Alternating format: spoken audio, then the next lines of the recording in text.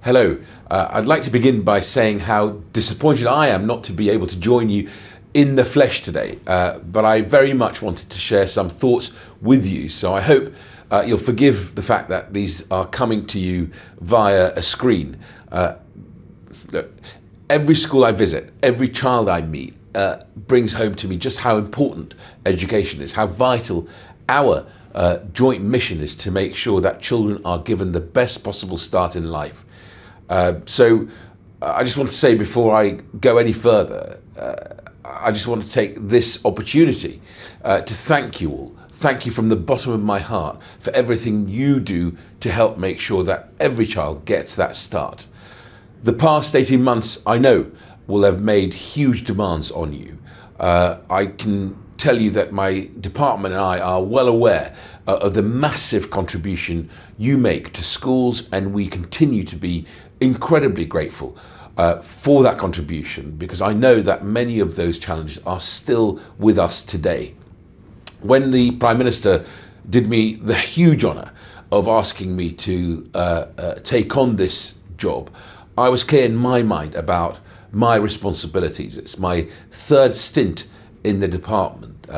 We are, I think, about to really scale up in delivering an ambitious programme of reform to help our country boast a world-class education system for everybody, starting with the youngest and then carrying on upwards, because we all know that education is, in its widest sense, is a continuous thing. It's always with us. We're learning all the time. And as technology changes in ever more sophisticated ways, we will all be learning new things throughout our careers, throughout our lives. Education is at the heart of our recovery agenda.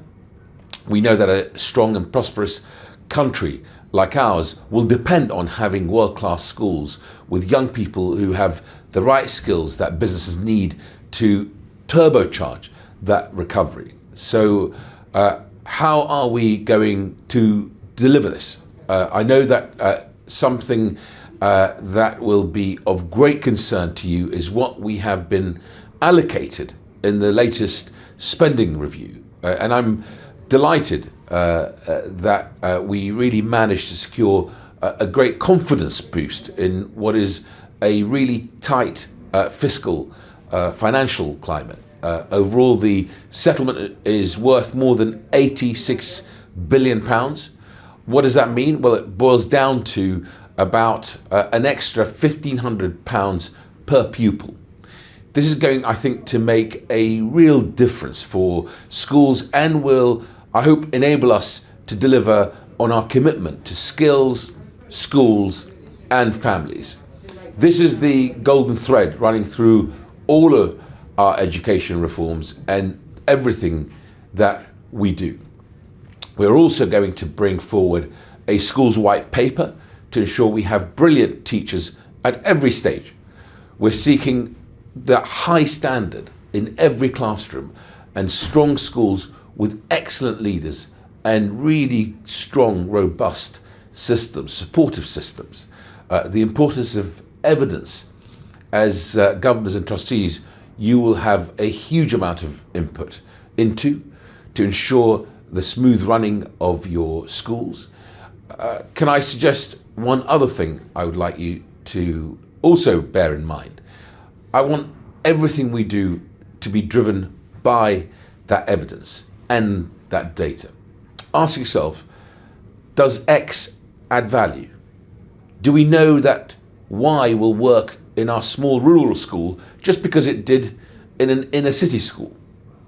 Schools and trusts have a wealth of data, and boards should not be shy of making use of that data. I know ESFA has a guide for governors on understanding your data, so please do check it out if you feel you need some guidance on how you can make your school's data work harder, work better for you. Although life in our education communities is beginning to return to normal, it is clear to me that the pandemic has changed us blended learning, distant learning, online teaching, all of these have now become part of our education landscape. We have also found that there is far more collaboration and far more dialogue than there was before COVID. Multi-academy trusts have been engaging with schools outside of their trusts, bringing their capacity and expertise to bear. Schools are talking to parents and they are talking to their wider communities far more than they did before. These are changes that are going to, I think, enrich our schools, but they will hopefully also bring a new dynamic to how you operate. I know many of you are moving to more of a hybrid model when boards sometimes meet online. I understand there's been an unexpected benefit to this, and that is that attendance rates have gone up. I'm always in favour of anything that helps to drive up numbers, so I would encourage you to explore a blended approach with a mix of virtual and face-to-face meetings if those work for you. I know that this year the NGA has been on a mission to make governance more visible. This is a mission I wholeheartedly support. I mentioned that we are seeing schools engage with each other far more than they used to, and I want to use this new spirit of collaboration to share stories, good practice, swap information, source solutions. I would also urge you to use the honours system to recognise exceptional governors and trustees, and the NGA's Outstanding Governance Awards as a showcase for your work. This year's nominees showed the breadth of innovation and creativity, such as the STEP Academy Trust that has been doing incredible work on improving diversity. I know that Baroness Berridge attended this ceremony recently, and I was so impressed by what she saw. I'd like to offer my belated congratulations to all those who won, as well as, of course, all those who were shortlisted. As volunteers, you are the best walking advertisement there is for getting more people to sign up as governors and trustees. We need a great many more people just like you, volunteers from all walks of life who are prepared to give their time and their wisdom for the best possible reason in life. And just as our schools are incredibly diverse and culturally rich places, it is vital that our governing boards reflect that diversity and that richness too. This means we need to do more to encourage those who may not ever have considered volunteering as a governor or trustee, but who still have so much to offer, who could bring a fresh perspective perhaps, or a specific skill that a board really needs. We especially need more young people and more people from multi-ethnic backgrounds to come forward. So I urge you to look at the way you advertise vacancies, use your networks to encourage others to consider becoming a governor or a trustee. My department actively supports governor and trustee recruitment through a number of our programs, and we've just launched an invitation to tender for recruitment programs for April 2022. In this way, we can go some way to making boards more representative of the communities that they serve. I've spoken a lot about how we must work together to deliver world-class schools and world-class teaching. I realise that for you, as volunteers, that might sound like a monumental task. If you are being asked to assess the leadership of your school, for example, how can you be sure you have the right skills to make those judgment calls? Can I just say that we don't expect you to have all the answers or even all the right questions from the get-go. There are a number of ways that all governors and trustees can find guidance from outside their own boards or refresh their knowledge, your knowledge in this area. We are delighted to be working with NGA on delivering a reformed National Leaders of Governance programme. There are now over 60 designated governance leaders who are available to work with boards and who can pitch in to provide advice, guidance, and that support. This is especially important, in my view, in those areas or schools that face specific challenges. The dark age of COVID, colleagues, is drawing to a close, and I think we can all look forward with far more optimism. Education is at the heart of our national agenda for recovery, and you play a critical role in that recovery. You are helping to deliver the world-class schools that our national prosperity depends on. And each and every child in our schools can be confident that their future is brighter because of people like you. So thank you. Thank you from the bottom of my heart.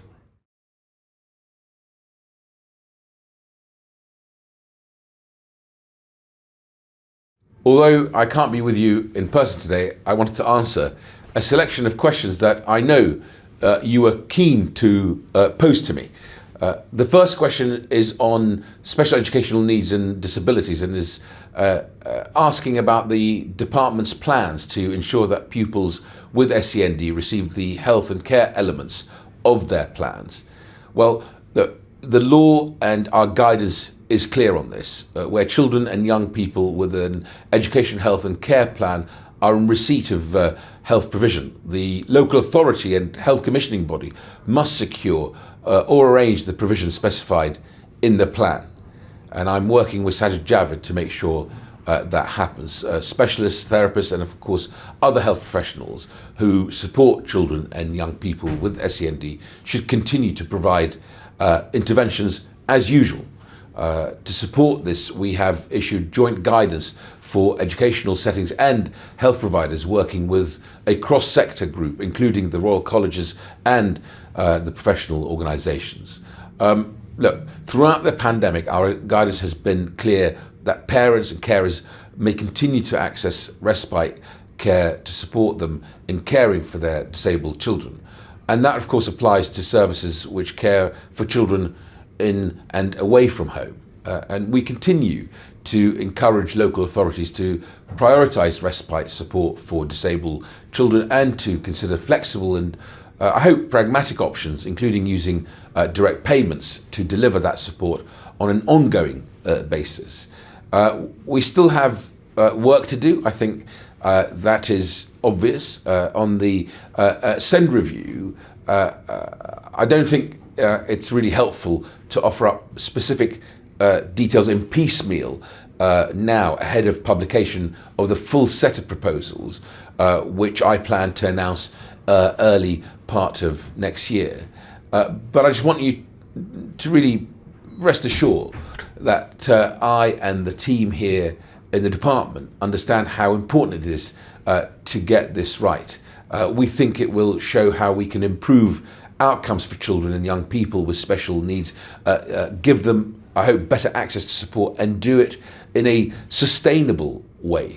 We think it would be more helpful for you, for people, the whole sector, parents, to see all the proposals together so that they can make an informed judgment about whether they will lead to those lasting changes that we all want to see in the system. The second question is about recovery and catch-up funding over the next few years, and specifically asks for clarity on the different fundings announced for education recovery. Again, at the recent spending review, I spoke about it earlier, we announced a further £1.8 billion dedicated to supporting young people to catch up on missed learning.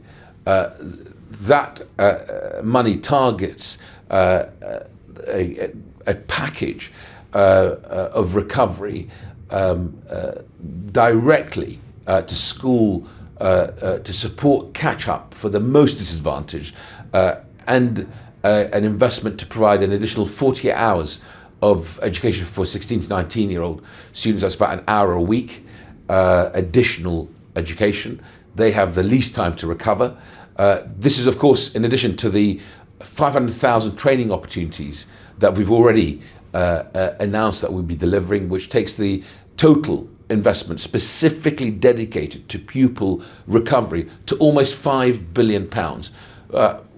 Schools will have flexibility, of course, to target funding so they can best decide how to support education recovery for those of their pupils who most need it. And of course, as governors and trustees, we understand how important it is that you understand what funding is coming into your school and trust. And I'll make sure that we will publish all the details around rates, allocations and conditions of grant in due course. And the final question is on staff and pupil well-being. It asks for examples of how the department has designed well-being into policy making, and whether there will be further support for schools to be able to meet the rising mental health needs of pupils. The well-being of education staff is incredibly important. We are acutely aware that well-being challenges can be particularly pronounced for new teachers, and that's why we've introduced the early careers framework reforms, providing a funded entitlement for all early career teachers to access high quality professional development at the start of their career. Those reforms will help teachers feel more confident and in control in those crucial first years of teaching, when the learning curve is steepest. We also recently published the Education Staff Wellbeing Charter, really important work. I was really proud of this work, and it just demonstrates our commitment to implementing all our pledges, including designing in wellbeing to policy making. We have also incorporated staff wellbeing into our workload impact tool, which will ensure it is considered as part of the policy development. In terms of pupil wellbeing, back in September we confirmed that eligible schools and colleges, which includes both primary and secondary schools, will be able to apply for a grant of £1,200 each.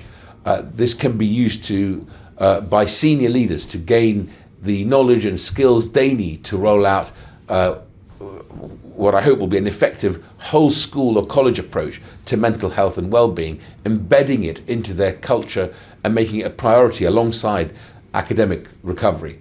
Our cross-government mental health recovery action plan specifically targets those that have been most impacted by the pandemic, including young people. And of course, as part of this, we are in the department investing £79 million to accelerate and expand the provision of mental health support teams in schools and colleges. What does that mean? Well, it means nearly 3 million children in England will access school or college-based support by April of 2023. Thank you.